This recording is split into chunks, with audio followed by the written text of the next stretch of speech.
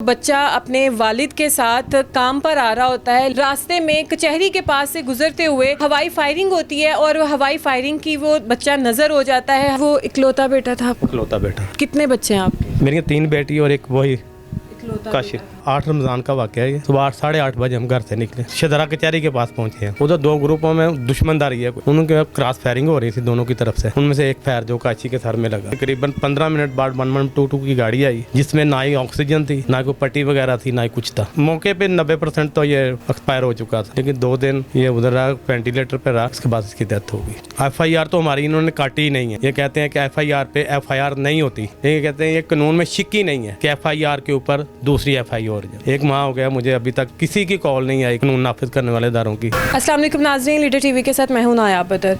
नाज़रीन, इस टाइम मैं काशिफ के घर मौजूद हूं, जो बच्चा अपने वालिद के साथ काम पर आ रहा होता है, लेकिन रास्ते में कचहरी के पास से गुजरते हुए हवाई फायरिंग होती है और हवाई फायरिंग की वो बच्चा नजर हो जाता है। अस्पताल लेके जाते हैं, वहाँ के डॉक्टर्स ने तवज्जो ही नहीं दी और वो बच्चा वहीं पर दम तोड़ जाता है। पास ही थाना था, थाने में केस इन्होंने फाइल कराया है, FIR दर्ज कराई है। क्या इनको अभी तक इंसाफ मिला है और ये कैसे मामला पेश आया, इनसे पूछते हैं। अस्सलाम वालेकुम सर, कैसे हैं आप? शुक्र अल्लाह। सर, ये क्या मामला पेश आया? बच्चा आपके साथ जा रहा था, आपका बेटा था वो, तो आप काम पे आ रहे थे, तो कैसे ये गोली लगी, उसे कहाँ से लगी? सुबह तकरीबन ये 8 रमज़ान का वाक़या है ये। सुबह 8:30 बजे हम घर से निकले, तकरीबन 8:45 बजे के करीब शदरा कचहरी के पास पहुँचे हैं। उधर 2 ग्रुपों में दुश्मनदारी है कोई, उनके क्रॉस फायरिंग हो रही थी दोनों की तरफ से। उनमें से एक फायर जो काशी के सर में लगा। तकरीबन मौके पे 90% तो ये एक्सपायर हो चुका था, लेकिन 2 दिन ये उधर रहा, वेंटिलेटर पर रहा, उसके बाद इसकी डेथ हो गई। तो सर, वो इकलौता बेटा था? इकलौता बेटा। तो अच्छा, आप कचहरी में थे, थाने सारे पास, तो वो वहाँ पे कोई बाहर नहीं आया आपकी मदद के लिए? कोई भी नहीं। बहुत ज़्यादा शोर डाला मैंने, बहुत बात से की है, कोई भी नहीं है। तो फिर आप उसे अस्पताल लेके गए? हॉस्पिटल तकरीबन 15 मिनट बाद 1122 की गाड़ी आई, जिसमें ना ही ऑक्सीजन थी, ना कोई पट्टी वगैरह थी, ना ही कुछ था। वो गाड़ी उसमें डाल के हम लेके ये मुंशी हॉस्पिटल लेके आए। इन्होंने तो स्ट्रेचर से भी नहीं उतरने दिया, ले जाओ उसके बाद म्यू हॉस्पिटल में लेके आए। तो तकरीबन ये 2 दिन रहा वेंटिलेटर पे ही। उसके बाद इसकी डेथ हो गई। ओके। तो फिर आपने किसी के ऊपर FIR दर्ज कराई, आप अपना मामला थाने में लेकर गए? वो 2 ग्रुपों में जो फायरिंग हो रही थी जी, उनके FIR तो हमारी इन्होंने काटी ही नहीं है। ये कहते हैं कि FIR पे FIR नहीं होती, लेकिन हम तीसरे फरीक हैं, हमारी FIR दर्ज होनी चाहिए थी। ये कहते हैं ये कानून में शिक ही नहीं है कि FIR के ऊपर दूसरी FIR जो इन्होंने हमें मुद्दई के तौर पे रखा हुआ है। और 1 माह तकरीबन गुजरा, ये 8 रमज़ान का वाक़या है। 1 माह हो गया, मुझे अभी तक किसी की कॉल नहीं आई कानून नाफिज करने वाले इदारों की, क्योंकि क्या हुआ है क्या नहीं है मुझे पूछें आके, कोई भी नहीं। आप दोबारा गए, दोबारा रब्ता किया? तकरीबन काफ़ी दफ़ा DGI के दफ्तर गए, उधर दरख्वास्त दी, उन्होंने 1-2 दफ़ा हमें बुलाया।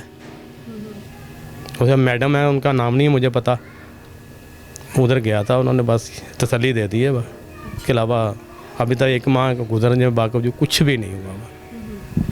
अच्छा, तो वहाँ पर आप गए, इसके अलावा आपने किसी और से इंसाफ की मदद की अपील की हो? कोई जो जैसे बड़े लोग होते हैं उनके पास जाना और कहना कि जैसे ये वोट तो ले लेते हैं, बाद में मदद नहीं करते हैं, तो आप गए? ये हमारा हल्का है बिलाल यासीन का, वोट लेने वो बिल्कुल किसी को सहारा लिए बगैर भी आ जाते थे। नहीं, उसके बाद जाहिर है वो वज़ीर हैं, MNA है, उनको पता होगा कि ये वाक़या हुआ। मरियम नवाज़ को भी पता होगा, लेकिन फैसलाबाद वो जाते हैं, माँ बाप भी जाता है और बेटी भी जाती है, लेकिन हमारे पास कोई दिलदारी के लिए कोई भी नहीं आता। 1 महीना हो गया, अभी तक कोई सुनवाई नहीं हुई? नहीं, बिल्कुल नहीं। थाने से भी कोई कॉल नहीं? कोई कॉल नहीं आई। 1 माह गुजर चुका है, हम गए हैं तकरीबन 4-5 दफ़ा, लेकिन उनकी कोई कॉल नहीं आई। तो FIR भी उन्होंने दर्ज कर ली थी कि वो नहीं की थी? हमारी दरख्वास्त ले ली हुई उन्होंने, तो आपको पहले भी बताया कि वो कहते हैं कि FIR के ऊपर FIR नहीं होती, हमारे कानून में कोई शिक ही नहीं है। वो तो फिर दरख्वास्त उन्होंने ले ली, तो FIR तो ना हुई ना? नहीं, FIR नहीं है, बयान हमारा ले लिया हुआ। अच्छा, तो वैसे आप पेशे के लिहाज से क्या करते हैं? पेशे के लिहाज से मैं एक वेल्डर हूँ, ये लोहे की दरवाजे खिड़कियों का काम करता, और काश भी मेरे साथ ही करता था। अच्छा, तो कितने बच्चे हैं आपके? मेरी 3 बेटी और एक वही काशिफ। नाजरीन, बच्चे की वालिदा भी हमारे साथ मौजूद हैं, उनसे पूछते हैं। एक माँ का लखते जिगर चला गया और इकलौता बेटा चला गया, यकीनन ये तो कट गए हैं। अब इनसे पूछते हैं कि क्या इन्होंने किसके पास गए हैं इंसाफ के लिए, क्या इन्हें इंसाफ मिला है? जी मान कहीं से भी इंसाफ नहीं मिला। इतना 2-3 दफ़ा आए हैं चैनल वाले, मगर कुछ भी नहीं हुआ। क्या हुआ है? किसी ने कुछ नहीं किया अभी तक। जो पुलिस का काम है वो ही नहीं काट रही, तो बाकी किसको क्या कहें हम? ऐसी पुलिस को हमने क्या करना है? जो इंसान के साथ कोई नहीं है उसका कोई। ऐसे पुलिस वालों को चाहिए कि अपनी वर्दी उतार दें, वर्दी उतार के चूड़िया हमारे घर बैठ जाता, पता लगे हमें भी कि वो हमारे लिए कुछ नहीं कर सकते पुलिस वाले। अल्लाह ताला आपको सब्र दे। आपने कोई अपने से पता लगाने की कोशिश की हो, या आपने देखा हो कि वो जो लोग वहाँ पे जिनकी लड़ाई हो रही थी उनसे मिल बैठ के बात की हो कि वो आएँ तो इस तरीके से कोई मदद कर दें या इंसाफ दें? हमने कोई ऐसी बात नहीं की किसी से भी। सब पुलिस वालों को सब नज़र आ रहा है, तस्वीरें साफ नज़र आ रही हैं जो हैं। क्यों नहीं पकड़े उनको? हमें इंसाफ दें, हमें इंसाफ चाहिए, हमें कुछ नहीं चाहिए और हमें इंसाफ चाहिए। हमारा बेटा तो चला गया, जो बाकी हैं उनको तो कम से कम हिफाजत हो ना सबकी। तो कोई पुलिस वालों को चाहिए कि उनके तो देखें ना, उनको पकड़ें ताकि उनको भी पता लगे कि हमने कुछ किया, गलत किया हम लोगों ने। मेरे बेटे का कोई कसूर नहीं था। क्या कसूर था मेरे बेटे का? बिल्कुल आप ठीक कह रही हैं, अल्लाह ताला आपको सब्र दें।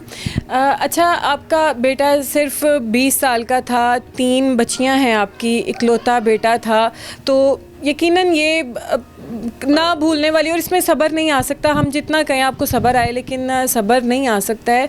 तो अब आप क्या समझते हैं कि क्या होना चाहिए?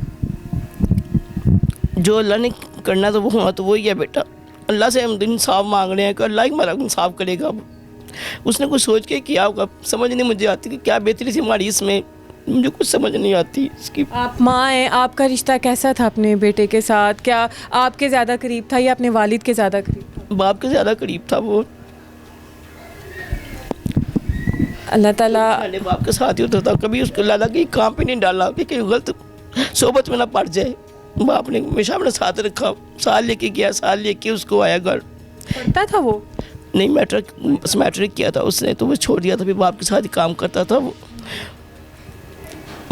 सहारा था कि जब बड़ा हो जाएगा चलो बाप का सहारा बन जाएगा। चलो बहनियाँ 3 हैं, चलो होगा कुछ, मगर कुछ भी नहीं हुआ। जब वक्त आया तब तो अल्लाह ने छीन लिया मुझसे। बिल्कुल ऐसा ही है। अच्छा सर, आपकी बेटियां कितना पढ़ी हैं? क्योंकि आपका तो एक बाजू जो है वो कट गया, और जितने महंगाई के जो हालात हैं इसमें तो हर फर्द भी कमाए तो वो भी थोड़ा पड़ जाता है। तो आपकी बच्चियां क्या करती हैं? क्या इस तरीके का उनकी पढ़ाई है कि वो पढ़ लिख के आपका सहारा बन सके? तकरीबन जो बड़ी है उससे एक बड़ी है और 2 छोटी हैं।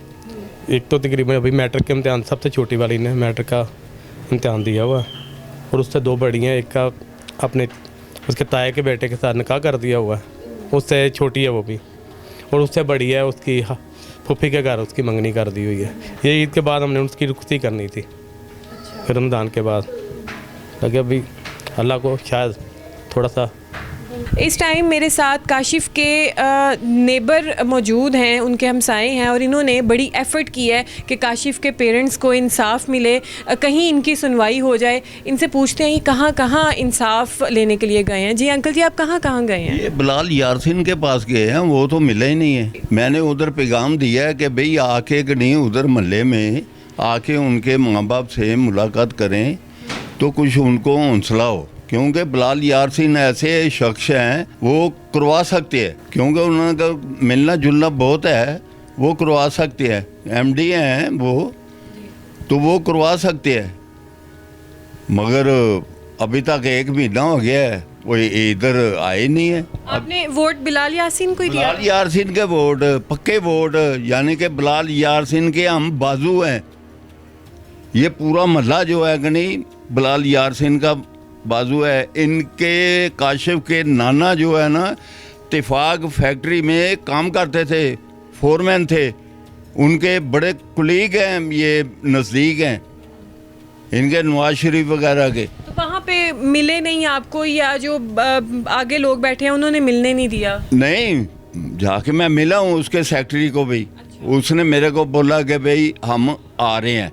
वो आते हैं ना साहब, मैं बात करता हूँ ना तो वो मैं आ रहा हूँ, वो बिज़ी हैं तो ज़रा वो असेंबली में है, आते हैं ना तो हम आएंगे, कोई नहीं आए। जी, तो नाजरीन ये हाल है हमारे वोट लेने वालों का कि जब वोट लेना होता है तब तो आगे आगे पेश पेश होते हैं, हम ऐसे कर देंगे, हम वैसे कर देंगे, और जब वोट ले लेते हैं तब किसी की बात भी सुनने के रवादार नहीं होते ये।